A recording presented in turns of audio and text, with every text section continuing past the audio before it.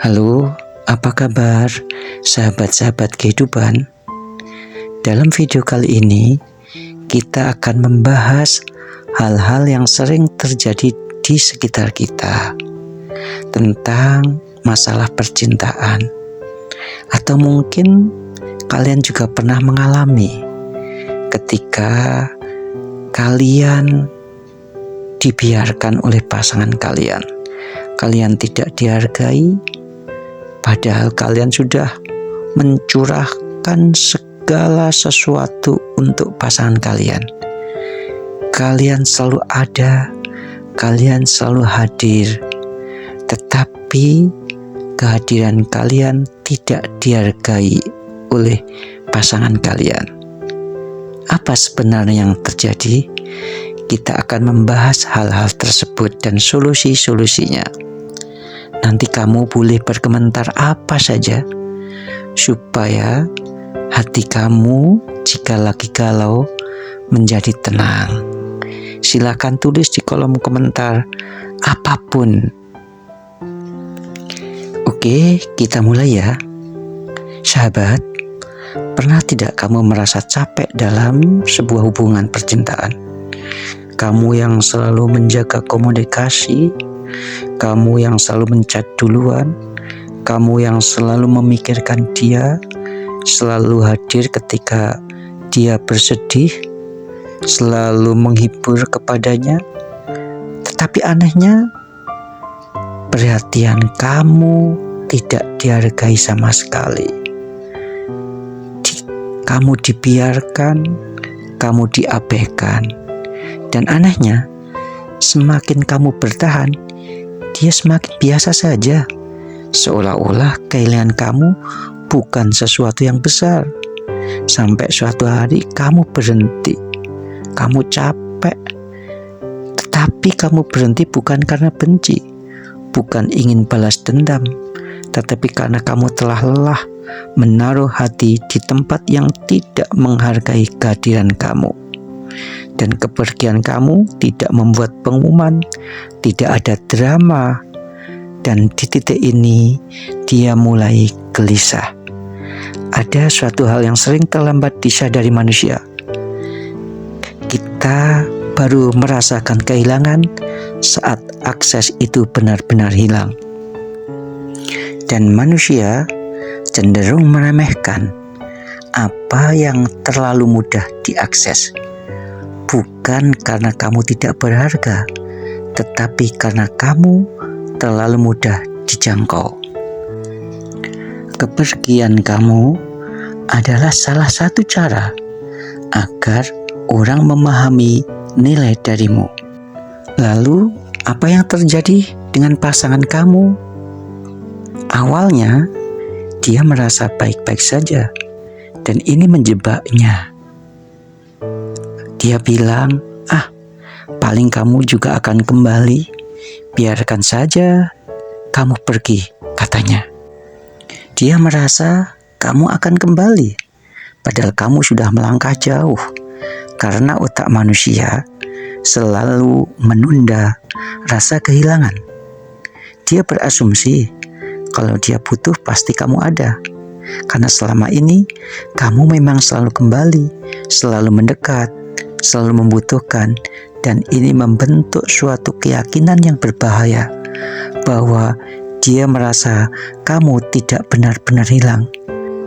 Tetapi ketika keadaan mulai tenang, mulai sunyi, mulai sepi, dia mulai menyadari ada ruang kosong yang tidak terisi, dan ruang ini tidak langsung terasa menyakitkan.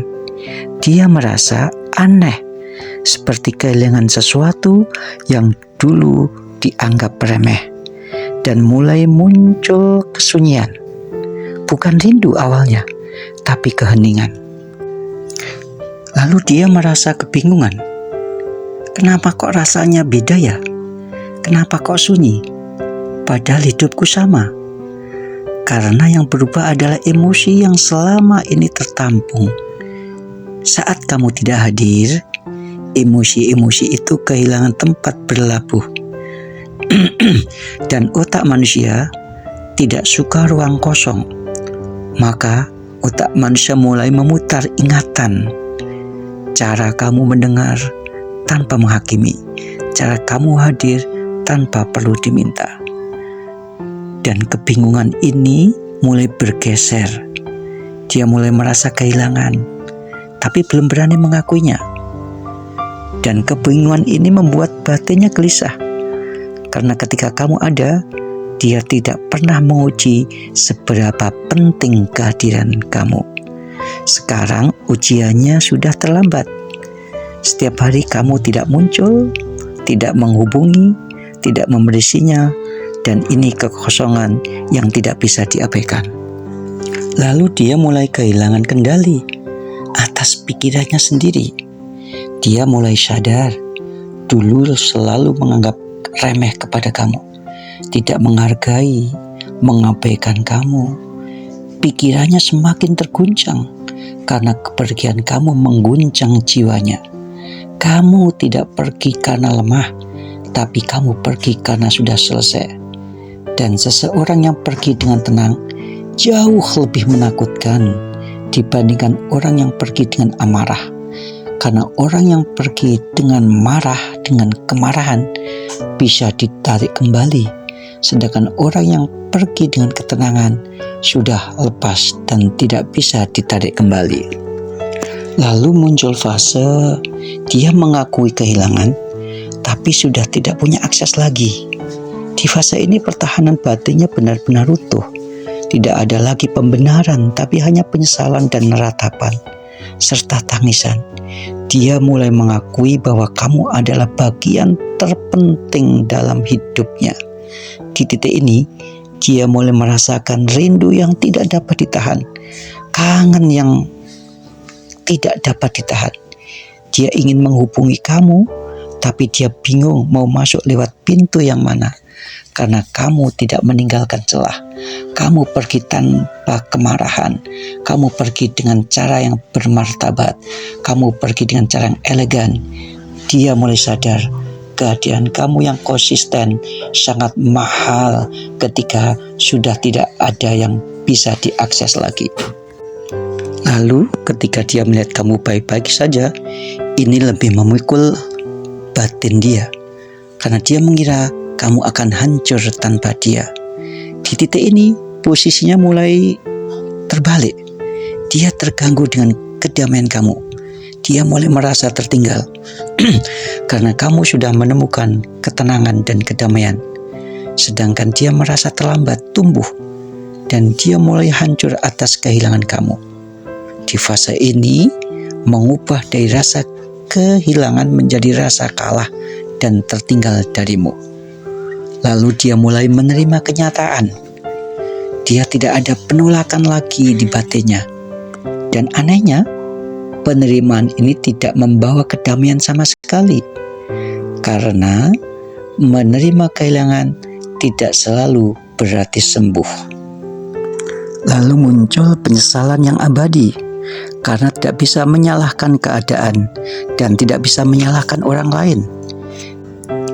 Penutup, dia merasakan kehampaan ditinggal kamu dan merasa menyesal kamu telah pergi selama-lamanya. Dan ternyata kepergian kamu itu untuk menyelamatkan diri kamu sendiri.